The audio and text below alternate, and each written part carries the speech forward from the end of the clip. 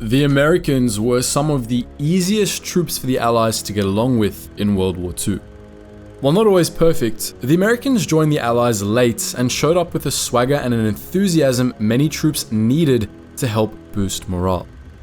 American soldiers made fast friends with many of the other Allies, but most notably with the Australians, Canadians, British, and even the Soviets.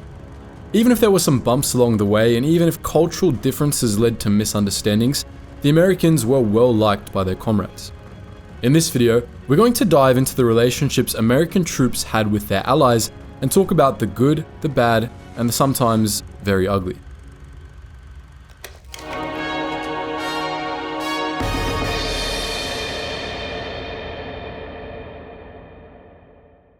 Inviting Americans down under wasn't the first choice for many Australians, as they had assumed the British would come to their aid when battling the Japanese in the Pacific.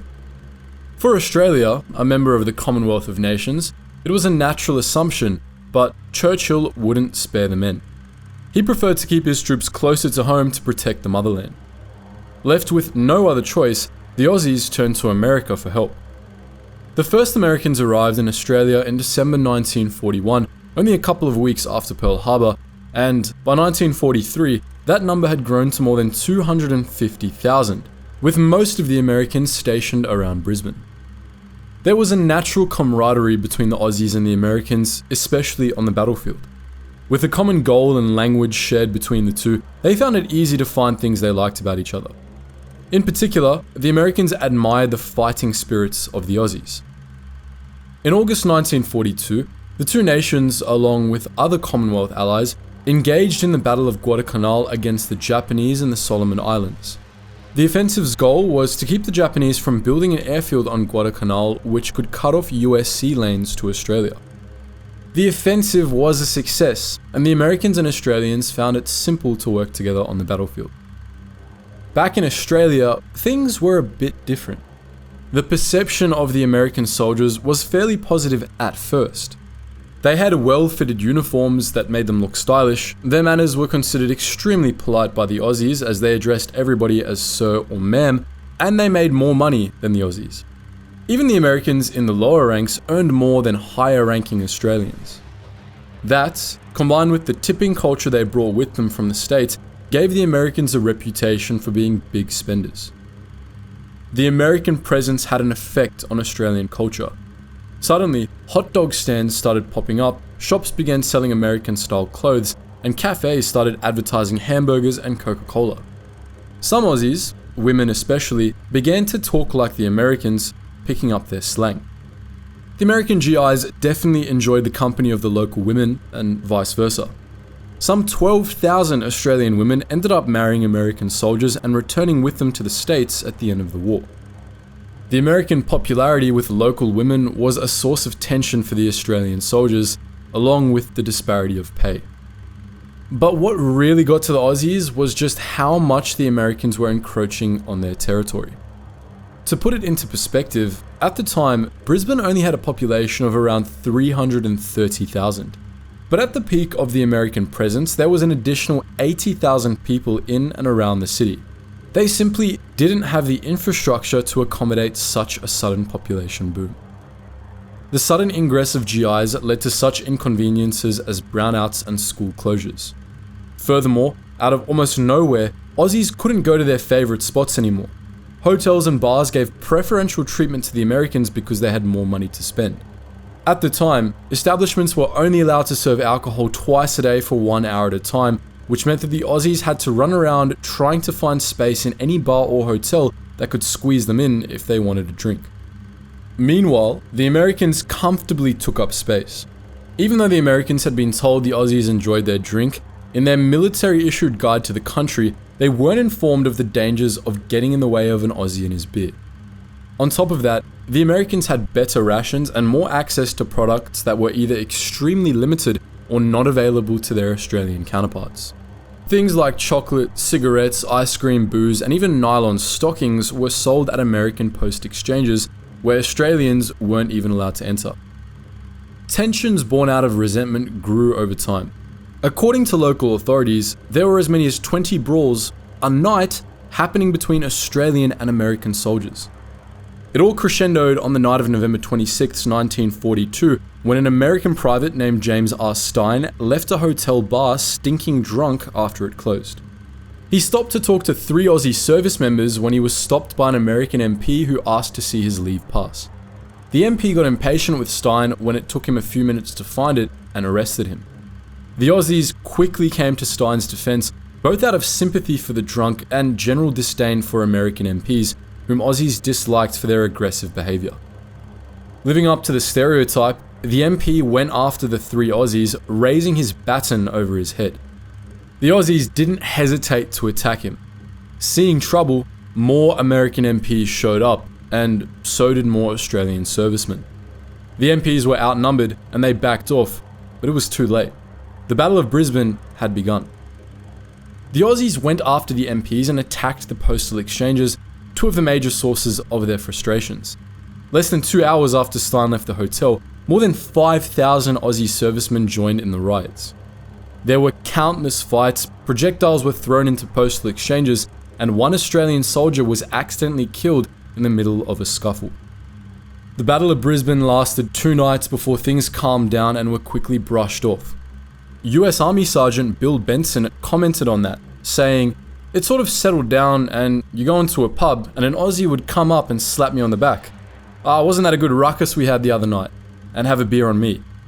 From then on, the Aussies and Americans had no more major incidents and got along fairly well for the rest of the war. Sharing the world's longest land border certainly has its advantages in World War II, considering Americans and Canadians had almost no trouble getting along when fighting together. Culturally very similar and sharing the same language, it was a breeze for both sides. They had a much deeper understanding of each other than they had with the other allies, and this fostered a strong camaraderie. The US and Canada fought together in Europe as well as the Pacific, fighting in many battles together. Most notably, they fought side by side on the beaches of Normandy, as well as at the Battle of Scheldt. For D-Day, Canada contributed 14,000 soldiers and 10,000 sailors, along with 110 warships and 15 fighter bomber squadrons. While the Americans landed on the code-named Utah and Omaha beaches, Canada was assigned Juno Beach. Though they sustained heavy casualties, the Canadians successfully took the beach from the hands of the Germans. Both the Americans and the Canadians admired each other's bravery from that day. The Americans gladly served under Canadian command in several battles, most notably at the Battle of Scheldt in late 1944, during which Canadian and other Allied troops successfully fought off the Germans and opened up a shipping route to Antwerp. That shipping port was critical to the Allied success in the war, as it allowed 2.5 million tons of supplies to arrive between November 1944 and April 1945. But the North American neighbors didn't just fight alongside one another. The men even sometimes fought in each other's militaries. In his book, Military Relations Between the United States and Canada, 1939 to 1945, Colonel Stanley W. Zuban talks about how a number of Americans crossed the border long before Pearl Harbor in order to join the Canadian Armed Forces. By 1941, there were 1,200 Americans in the Royal Canadian Air Force alone, making up 10% of its officer strength. Around the time of Pearl Harbor, the number jumped to over 6,000 Americans in the Royal Canadian Air Force and another 10,000 in the Canadian Army. And after Pearl Harbor, there was a bit of a reverse as the US entered the war. Around 26,000 Canadians headed south and enlisted in the US military. Both militaries operated very similarly, with only small differences in organization, tactics, and equipment. These differences may have occasionally led to some disagreements or tensions, but overall, the Canadians and Americans were thick as thieves throughout the duration of the war. The US and Britain have long been referred to as 2 countries separated by a common language. But that didn't stop British and American soldiers from becoming fast friends during the war. Despite their cultural differences, both sides found friendship with the other to be easy. The Americans had a great deal of respect for the British and all they had endured since they entered the war in 1939, both at home and on the battlefields of Europe and North Africa. Likewise, the British were grateful for the help the Americans were giving them. The Guide for American Servicemen in Britain, 1942, told Americans that The British are far more interested in getting together in solid friendship with us so that we can all start dishing it out to Hitler. So any small cultural faux pas on behalf of the Americans in Britain was quickly forgiven. Well, all except one. The Americans brought more than just their swagger and fighting spirit to Great Britain. They also brought their racism. That's not to say racism didn't already exist in British society. It did. But Americans brought over a much different flavor of racism. The American armed forces were still segregated at the time of World War II, and that segregation was brought with them everywhere they went. Segregation between black and white people didn't exist in Britain, and it was something the British didn't understand. In fact, British service members and civilians alike generally got along well with around 150,000 African American soldiers that came over. While there were some initial tensions, as journalist Roy Otley wrote in 1942, when the manager of a restaurant was questioned recently about refusing service to a Negro soldier, he had a ready answer. White Americans say they will not patronize a place if Negroes were served. They were generally welcomed in pubs just the same as their white counterparts, and British women were drawn to their manners, a fact that greatly bothered many white American servicemen. Racial tensions between the Americans spilled over on the night of June 24, 1943, in the village of Bamber Bridge in Lancashire. The violence started at Ye Old Hob Inn, a local pub that made a point to serve both black and white Americans. Two white American MPs tried to arrest a black soldier for being out of uniform.